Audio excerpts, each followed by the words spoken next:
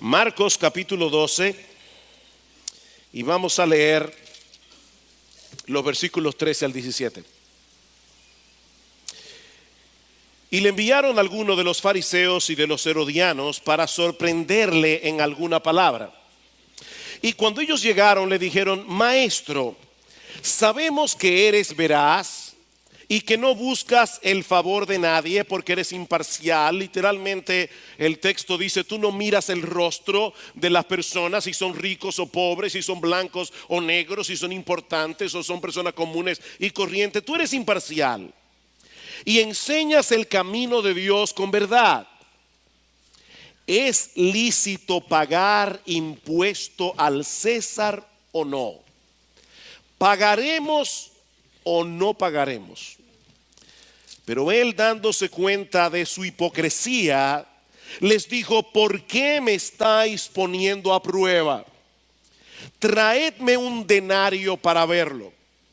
Se lo trajeron y él les dijo: ¿de quién es esta imagen y la inscripción?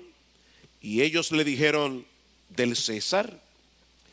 Entonces Jesús les dijo: dad al César lo que es del César y a Dios lo que es de Dios.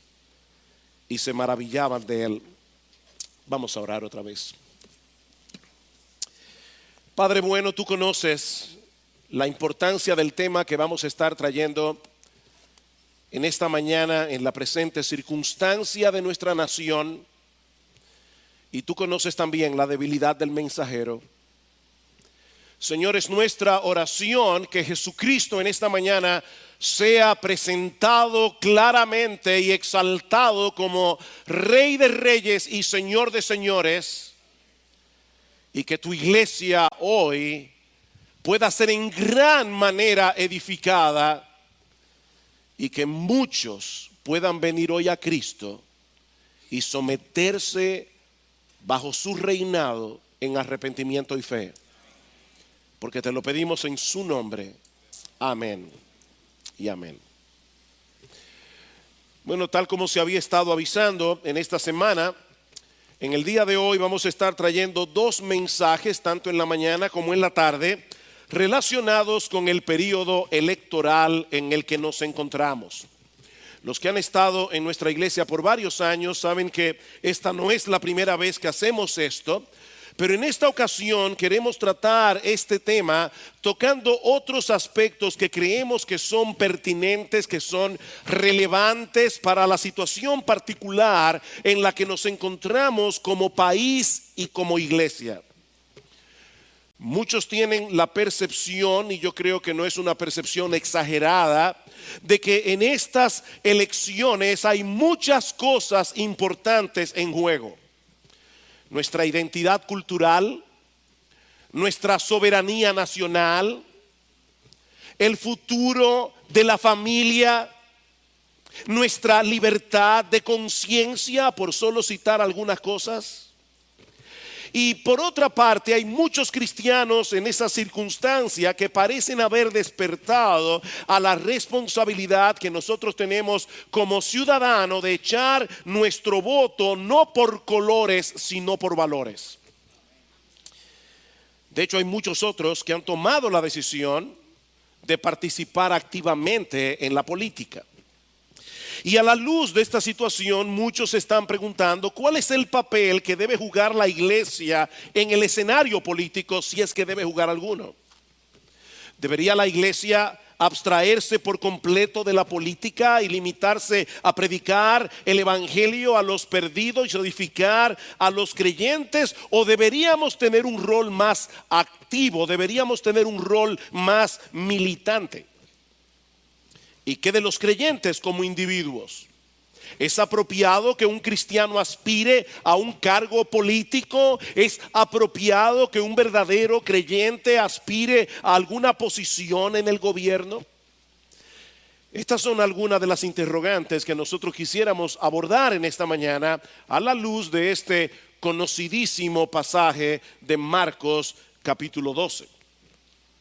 Este incidente ocurrió el martes de la semana de la Pasión. Es decir, 2 días después de la entrada triunfal en Jerusalén, cuando muchos judíos recibieron al Señor Jesús tendiendo ramas de palmas en el camino y aclamando, diciendo: Hosana, bendito el que viene en el nombre del Señor, bendito el reino de nuestro padre David que viene, Hosana en las alturas. La palabra Hosana significa sálvanos ahora. El ministerio terrenal de Jesús está llegando a su fin. Los líderes religiosos de Israel están preocupados por ese repentino ascenso de la popularidad de Jesús en el pueblo. Así que ellos deciden tenderle una trampa. ¿Y qué trampa? Versículo 13, una vez más. Le enviaron los líderes religiosos de Israel, ese en el contexto, le enviaron a algunos de los fariseos y de los herodianos para sorprenderle en alguna palabra.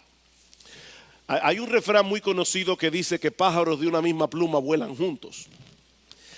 Pero aquí tenemos un complot unificado entre 2 grupos que tenían un plumaje muy diferente en todo el sentido de la palabra: los fariseos y los herodianos. Mientras los fariseos representaban el sentir nacionalista de los judíos, los herodianos apoyaban ciegamente al rey Herodes, que era el títere de turno que los romanos habían puesto en el trono sobre la nación de Israel. Unos eran conservadores, los otros eran liberales. Eran tan distintos entre sí como el día y la noche. Pero ahora habían encontrado una causa común: ellos debían deshacerse de Jesús. Era evidente para ellos que el Señor representaba una amenaza para los 2 partidos, los conservadores y los progresistas, los defensores de la soberanía nacional y los vendepatria.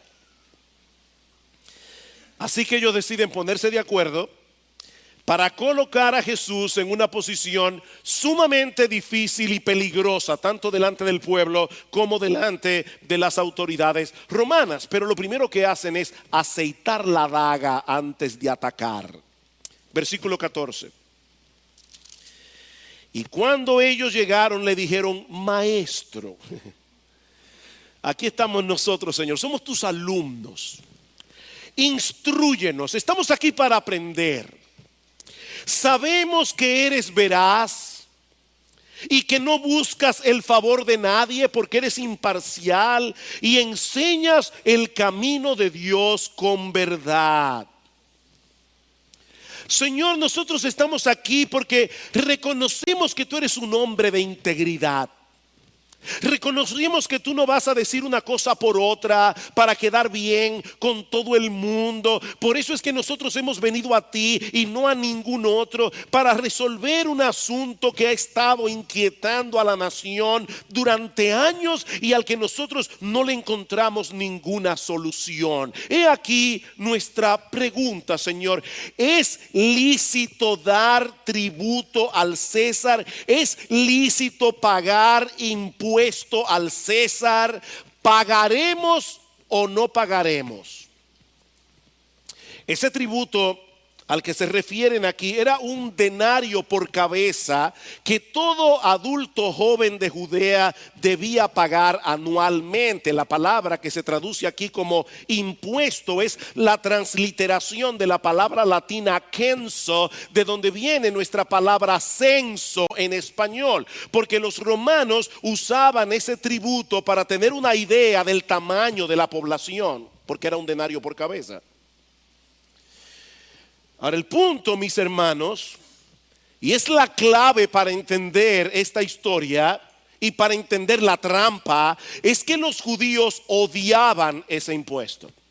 No porque implicara para ellos una fuerte carga económica. Un denario era lo que un obrero ganaba en una viña por un día de trabajo, y era un impuesto que se pagaba una vez al año. Yo estoy seguro que a todos aquí les encantaría tener esa carga tributaria. Así que el problema no era económico. El problema era lo que ese impuesto representaba para la nación de Israel. Por un lado, era un recordatorio de que ellos estaban bajo la dominación de Roma. Y eso no solo implicaba un serio problema a la independencia nacional, esto implicaba también un serio problema teológico. Recuerden, mis hermanos, que Israel era una teocracia en el Antiguo Testamento, y lo que eso significa es que al final de cuentas Dios era su verdadero rey. De ahí la pregunta: ¿es legítimo que nosotros paguemos el tributo al César conforme a la ley de Moisés? ¿Debemos nosotros someternos a la tiranía de un imperio pagano? ¿No ese es un atentado contra nuestra teocracia? Pero por el otro lado, la moneda que ellos debían pagar como tributo llevaba impresa en una cara la imagen de Tiberio, que era el rey de turno, con una inscripción que decía: Tiberio César, hijo del divino Augusto, el Hijo de Dios. Y en el otro lado, en el reverso, había otra inscripción que señalaba a Tiberio como el sumo pontífice, pontífice maximus de la religión del imperio. En otras palabras, mis hermanos, esa moneda era en sí misma algo idolátrico. Esa moneda le atribuía al César cualidades divinas. Así que los judíos no solo odiaban el impuesto, los judíos odiaban la moneda. En el año 6 después de Cristo se había levantado en Galilea una revuelta contra Roma por el pago de ese impuesto. Y unos 60 años más tarde se habría de levantar otra revuelta adicional. Este era un tema candente que era imposible abordar sin despertar fuertes emociones en los judíos. Y ahora se acercan estos líderes religiosos y le preguntan a Jesús delante de todo el pueblo: ¿es legítimo que nosotros paguemos este impuesto? Mis hermanos, era una trampa mortal. Era una trampa genial. Si Jesús respondía que sí, él quedaría expuesto ante el pueblo como un Mesías fraudulento que había claudicado ante el poder de Roma. Pero si respondía que no, seguramente iban a acusarlo de estar fomentando una revolución. Este parece ser ese tipo de situaciones: perder. O pierde la popularidad o pierde la vida. Pero es imposible hacer caer en una trampa a aquel que es la sabiduría encarnada. Ellos no sabían con quién se estaban poniendo. Nada más y nada menos con aquel de quien dice Pablo en Colosenses capítulo 2 versículo 3, que en él están escondidos todos los tesoros de la sabiduría y del conocimiento. Era una trampa mortal, pero se le estaban haciendo a Jesús. Y el Señor aprovecha la ocasión para presentar en una forma breve y sencilla una de sus enseñanzas más profundas sobre la relación entre el reino de Dios y los gobiernos humanos. Mis hermanos, hay varias implicaciones en esta respuesta de Jesús que nos ayudan a entender cómo debe relacionarse el cristiano con el gobierno en esta etapa de la historia de la redención. Esta tarde nosotros vamos a ver cuáles son los principios que deben gobernarnos a la hora de echar nuestro voto. Pero no es de eso que yo quiero hablar en esta mañana. Vamos a estar hablando de la relación del cristiano con el gobierno, de acuerdo a la enseñanza de Jesús. Hay varias implicaciones en la respuesta del Señor. Versículo 15. ¿Pagaremos o no pagaremos? Pero él, dándose cuenta de su hipocresía, les dijo: ¿por qué me estáis poniendo a prueba? Traedme un denario para verlo. Se lo trajeron y él les dijo: ¿de quién es esta imagen y la inscripción? Y ellos dijeron: del César. Entonces Jesús les dijo: dad al César lo que es del César y a Dios lo que es de Dios. Mis hermanos, yo sé que este es un dicho de Jesús muy conocido. Hasta los políticos lo mencionan. Pero yo me temo que hay varias implicaciones aquí que no se ven a simple vista. Y son las que yo quiero exponer en esta mañana. Voy a limitarme únicamente a 3 por la relevancia que tienen con el tema que estamos exponiendo hoy aquí. La primera implicación de esta respuesta de Cristo es que nosotros debemos respetar y obedecer los gobiernos humanos y apoyarlos con el pago de nuestros impuestos.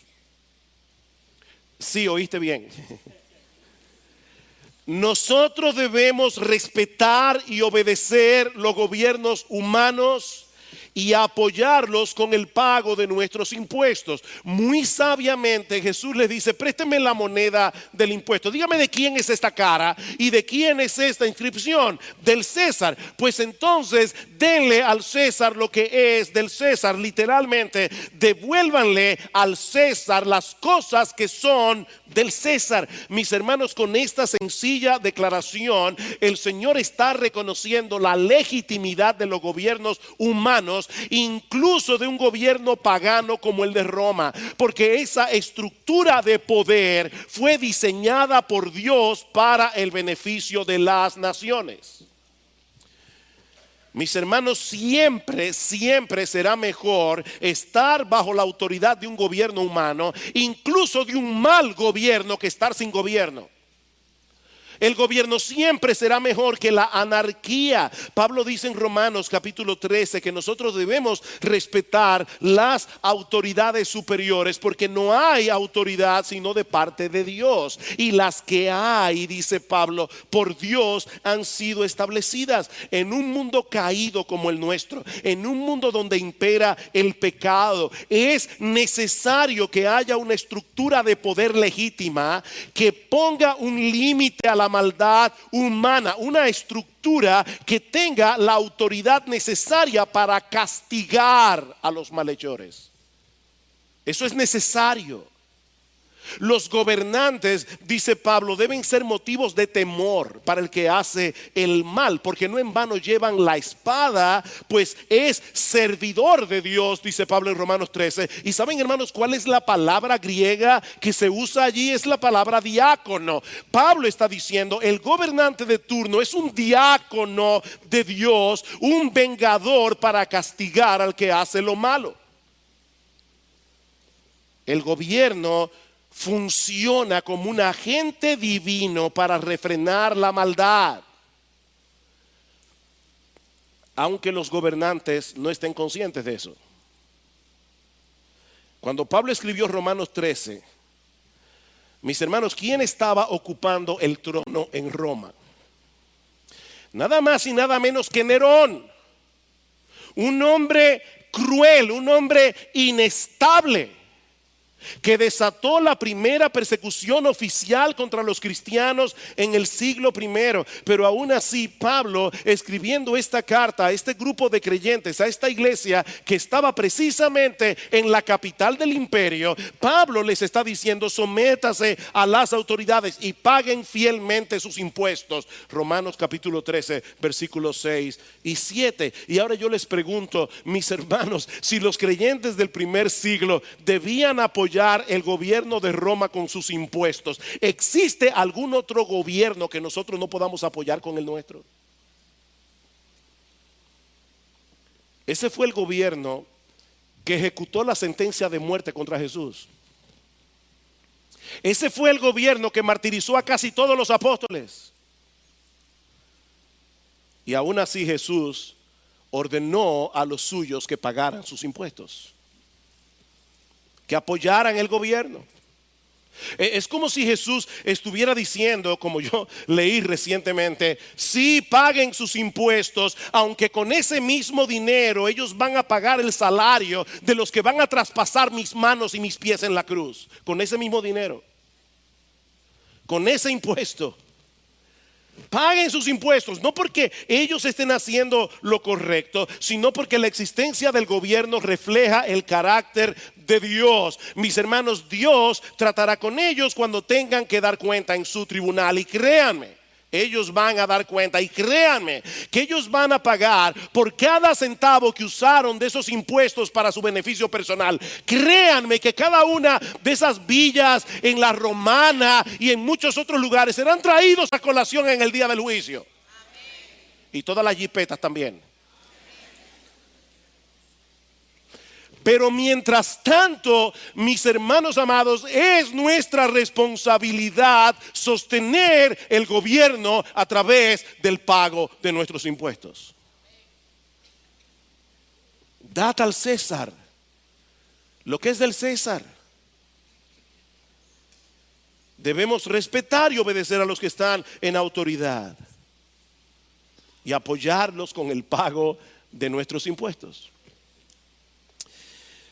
Pero también aprendemos de este pasaje, en segundo lugar, que si bien es cierto que nosotros debemos separar la iglesia del Estado, de ninguna manera podemos separar la religión de la política. Voy a repetir eso, esto es importante. Sí debemos separar la iglesia del Estado, pero de ninguna manera podemos separar la religión de la política. Cuando el Señor toma la moneda en su mano y le pregunta a los judíos, ¿de quién es la imagen del denario? Y ellos responden, de César. ¿Qué es lo que está tratando de hacer el Señor aquí? El Señor está tratando de hacer una conexión entre la imagen y el deber. Y la responsabilidad, el hecho de que ellos tuvieran que hacer uso de una moneda que tenía grabada la imagen del César, era un recordatorio de que Roma tenía autoridad política sobre Israel. Así que ellos no tenían otra opción que pagar el impuesto al imperio. Pero mis hermanos, esa no es la única responsabilidad que ellos tenían. Dad al César lo que es del César y a Dios lo que es de Dios. Pregunta, ¿y qué es lo que le pertenece a Dios? Aquello que lleva su imagen. ¿Y qué es lo que lleva su imagen? Todos nosotros. ¿Qué es lo que Jesús está diciendo aquí? Devuélvanle al César esa moneda de plata porque lleva su imagen, pero denle a Dios por entero vuestra vida, porque Él imprimió su imagen en tu alma. Eso es lo que Jesús está diciendo. Así como la imagen del César estaba en la moneda, la imagen de Dios se encuentra impresa por creación en todos nosotros, porque fuimos creados por Él para su gloria, a su imagen y semejanza, como dice en Génesis capítulo 1 versículo 26. De hecho, hermanos, noten algo interesante en estas palabras del Señor. Recuerden que en la inscripción de la moneda se le atribuían al César cualidades divinas, pero en una forma muy sabia Jesús está diciendo claramente aquí que César no es Dios. Hay que darle al César lo que le pertenece al César, el tributo impuesto por Roma, pero hay que darle a Dios lo que es de Dios. ¿Cuál es la conclusión lógica de esta declaración? Que César no es Dios. Den al César lo que le pertenece al César, den a Dios lo que le pertenecen a Dios, porque Dios y el César no son la misma persona. Pero aquí viene, mis hermanos, la pregunta del $1.000.000. Y no se lo voy a dar yo, pero la pregunta del $1.000.000. ¿La respuesta de Jesús fue política o fue religiosa?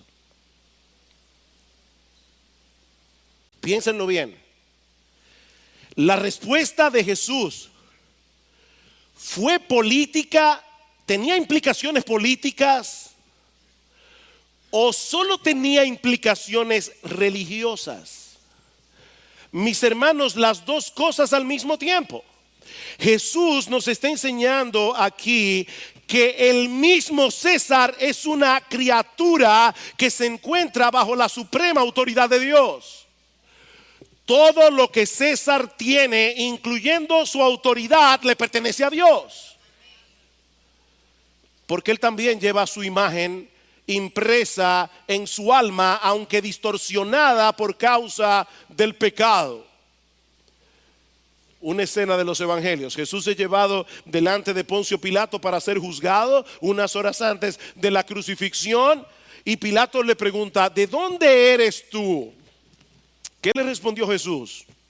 Nada. Dice la Biblia que Jesús no le dio respuesta. Entonces Pilato se pone de bravucón y le dice a Jesús: ¿a mí no me hablas? ¿No sabes que tengo autoridad para soltarte y que tengo autoridad para crucificarte? ¿Qué le responde el Señor? Ninguna autoridad tendrías sobre mí si no se te hubiere dado de arriba. Y es obvio que el arriba no era el César, era Dios, por el contexto. Mis hermanos, no existe autoridad humana en todo el planeta que no haya derivado su autoridad de Dios mismo. De manera que esta respuesta de Jesús tiene profundas implicaciones políticas y tiene profundas implicaciones teológicas. Mis hermanos, cada vez que nosotros proclamamos que Jesús es el Señor, estamos confesando que Él es nuestra máxima autoridad.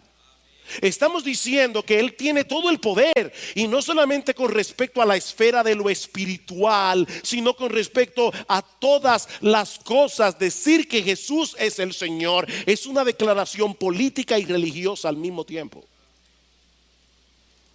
De hecho, ¿saben una cosa, mis hermanos? No hay nada más subversivo en este mundo que predicar el evangelio.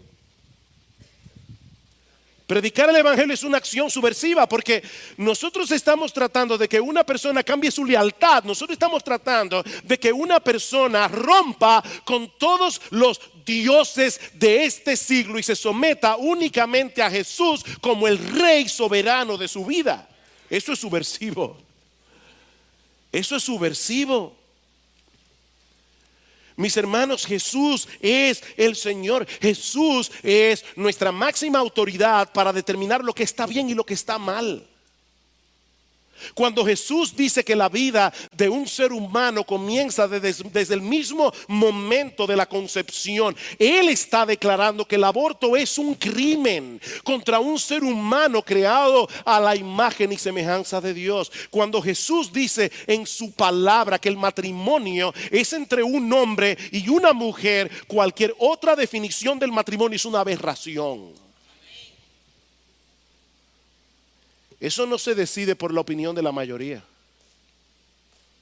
Eso lo define la autoridad suprema de Jesús.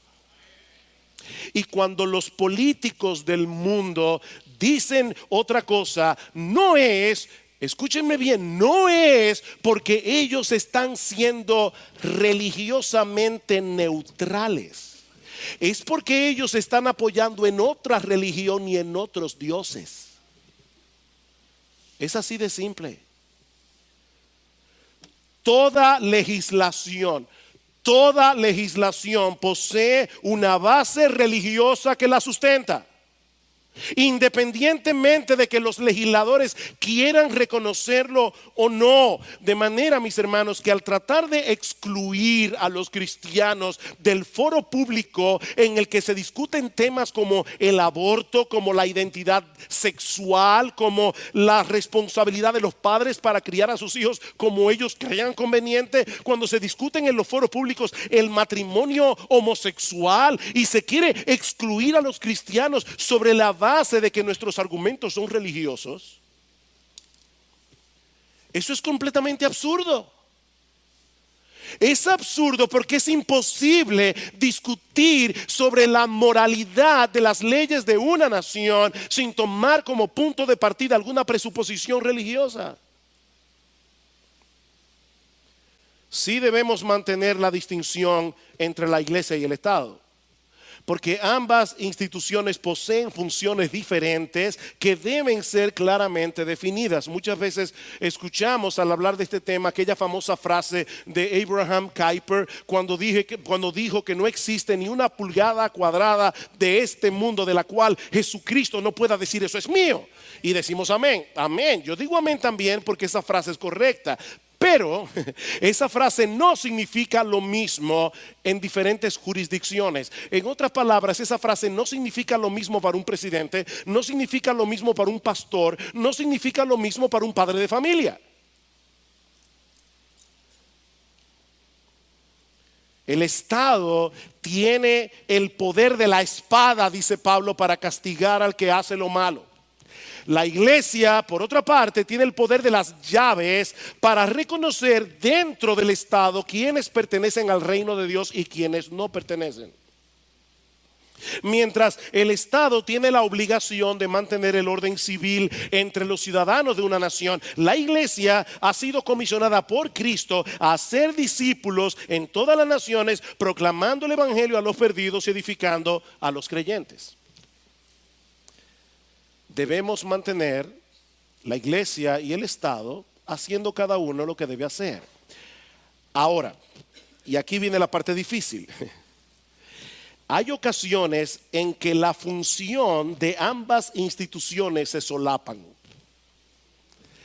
porque ambas se encuentran bajo la suprema autoridad de Dios y porque al predicar el evangelio de una forma u otra estaremos confrontando los dioses falsos que sustentan muchas de las leyes promovidas por los gobiernos. Esto es una distinción muy sutil. Así que déjenme ampliar esto. Mis hermanos, la iglesia no, con un no muy grande, la iglesia no está llamada a controlar, la iglesia no está llamada a fiscalizar el Estado.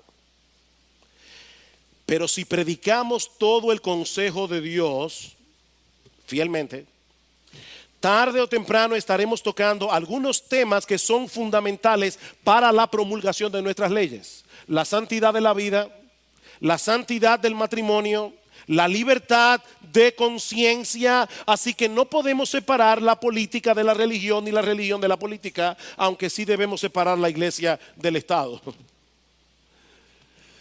Espero en el Señor que esto se pueda entender. Mis hermanos, cuando nos reunimos como iglesia, nosotros estamos adorando a Dios, estamos proclamando el evangelio, estamos edificando a los creyentes. Nosotros no estamos aquí para hacer proclamas políticas. Pero al exponer fielmente la palabra de Dios y al exaltar a Cristo como el Señor de todo, haremos evidente la voluntad de nuestro Dios para todas las esferas de la vida humana. Así que a final de cuentas, todo político es religioso y actúa como una persona religiosa en el desempeño de sus funciones, por más que pretendan negarlo. Nadie es neutral en este asunto, pero de la misma manera todo cristiano es político, porque en todas las esferas de la vida él está actuando como ciudadano de dos reinos, manteniendo siempre en alto su suprema lealtad a Dios. Y esa es la tercera implicación que encontramos en esta respuesta de Jesús. Los cristianos debemos ser buenos ciudadanos de dos reinos, teniendo a Dios como autoridad suprema en ambas ciudadanías. Debemos dar al César lo que es del César, porque somos ciudadanos de una nación terrenal. Pero de la misma manera todos deben dar a Dios lo que es de Dios, porque todo lo que somos y todo lo que tenemos le pertenece a Él. No es una cosa o la otra, es una cosa por causa de la otra. Ahora bien, solo los cristianos están capacitados por la gracia de Dios para funcionar adecuadamente en ambas ciudadanías. Piensen en esto, mis hermanos. Solo un cristiano puede darle a Dios lo que es de Dios. Eso es obvio.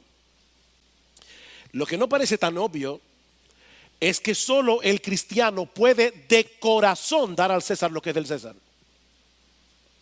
Solo el cristiano. Porque él entiende que al hacer eso, él está actuando en obediencia a su Rey y su Señor, que es Dios.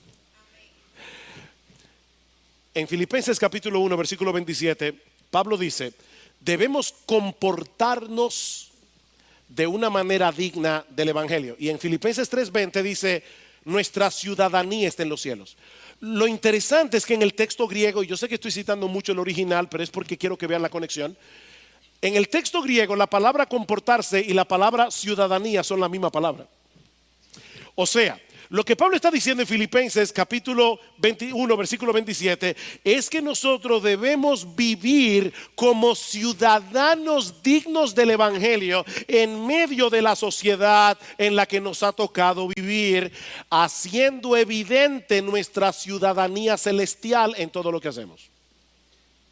Eso es básicamente lo que Pablo está diciendo en Filipenses 1:27. El teólogo Albert Mohler dice lo siguiente: los cristianos vivimos simultáneamente como ciudadanos de dos ciudades, una ciudad celestial, otra terrenal. Una es eterna, la otra es pasajera, pero la ciudad terrenal es también el objeto de la benevolencia y la compasión de Dios. Por lo tanto, como cristianos somos instruidos en la Biblia a trabajar por el bien y el florecimiento de esta ciudad terrenal, así como trabajamos tanto como nos sea posible para que muchos vengan a ser ciudadanos de la ciudad celestial por medio de la fe en Cristo Jesús. En palabras muy simples, debemos estar ocupados en nuestra ciudadanía celestial y en la terrenal también.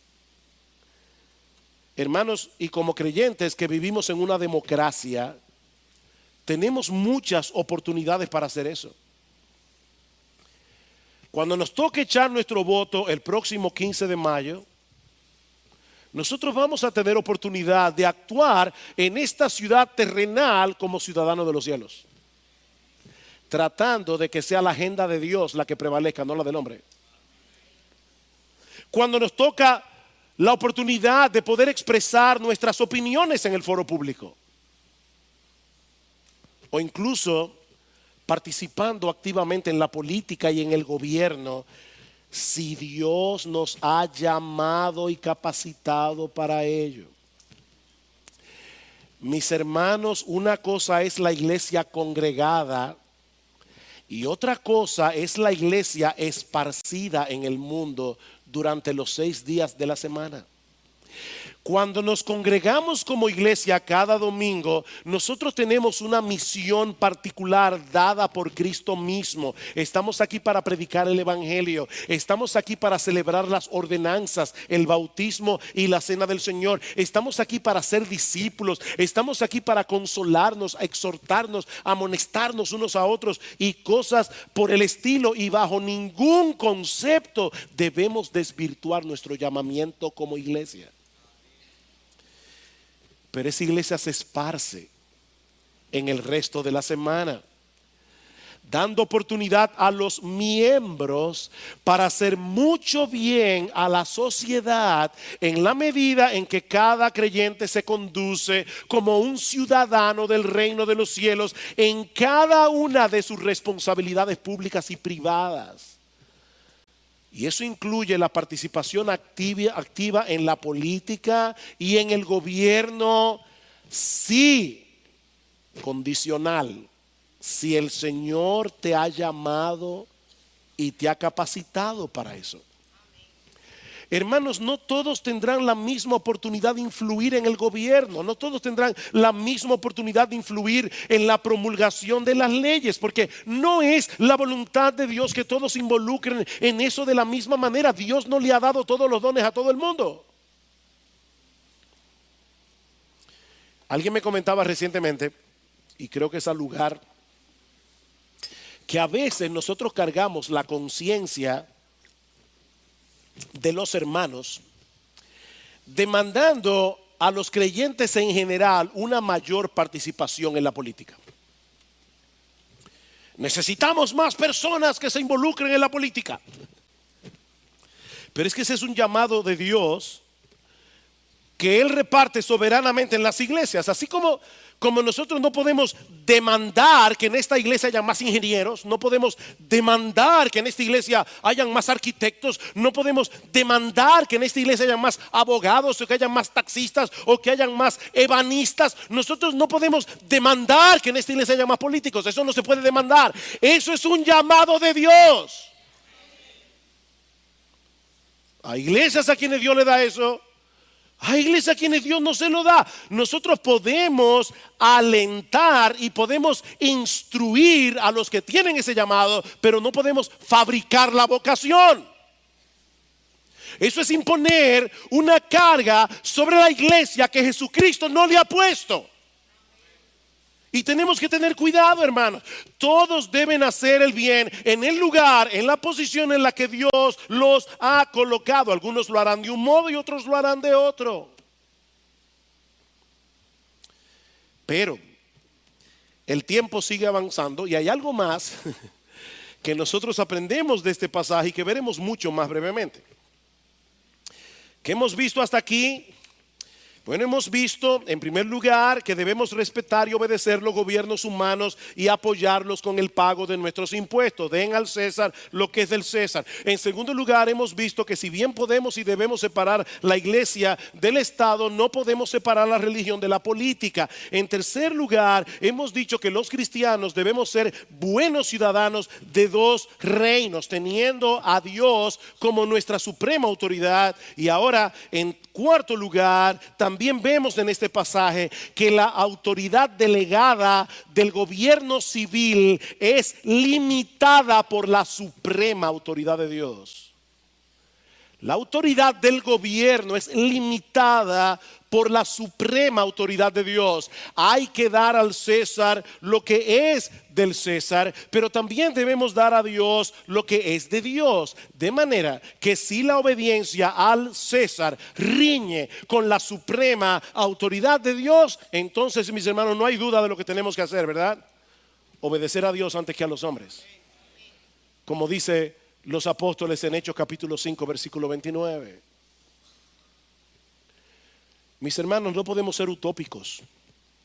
Los cristianos no podemos dar a nadie nuestra máxima lealtad excepto a Dios. Él está por encima de todos los reyes, Él está por encima de todos los presidentes, Él está por encima de todos los legisladores, Él está por encima de todos los embajadores. Y debemos tener el coraje, debemos tener la valentía de vivir y predicar a la luz de esa realidad, no importa lo que eso cueste. ¿Qué hicieron los creyentes de la iglesia primitiva cuando fueron amenazados por las autoridades religiosas? Se reunieron a orar y ¿saben qué pidieron a Dios? Coraje, valentía. Me encanta este pasaje, por eso quiero compartirlo con ustedes. Hechos capítulo 4, versículo 23. Cuando quedaron en libertad, fueron a los suyos y les contaron todo lo que los principales sacerdotes y los ancianos les habían dicho, que no prediquen a Cristo. Al oír ellos esto, unánimes alzaron la voz a Dios y dijeron: oh Señor, tú eres el que hiciste el cielo y la tierra, el mar y todo lo que en ellos hay. En otras palabras, Señor, las autoridades aquí nos están diciendo algo, pero tú eres el soberano. Tú eres el que los hiciste a ellos también. El que por el Espíritu Santo, por boca de nuestro padre David, tu siervo, dijiste: ¿por qué se enfurecieron los gentiles y los pueblos tramaron cosas vanas? Se presentaron los reyes de la tierra y los gobernantes se juntaron a una contra el Señor y contra su Cristo. Porque en verdad en esta ciudad se unieron tanto Herodes como Poncio Pilato, juntamente con los gentiles y los pueblos de Israel, contra tu santo siervo Jesús, a quien tú ungiste para hacer cuanto tu mano y tu propósito había predeterminado que sucediera. Tú eres soberano. Y ahora, Señor, considera sus amenazas y permite que tus siervos hablen tu palabra con toda confianza. Y la palabra parresía significa con toda valentía, con todo coraje. Miren, mis hermanos, no siempre es fácil ser un buen ciudadano de dos reinos. Pero cuando tengamos que escoger entre una lealtad o la otra,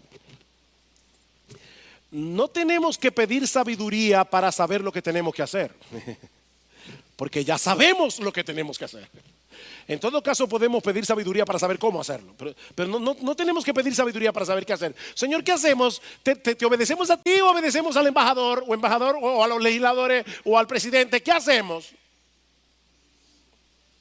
No, yo no tengo que orar por eso. Yo sé lo que yo tengo que hacer y tú también.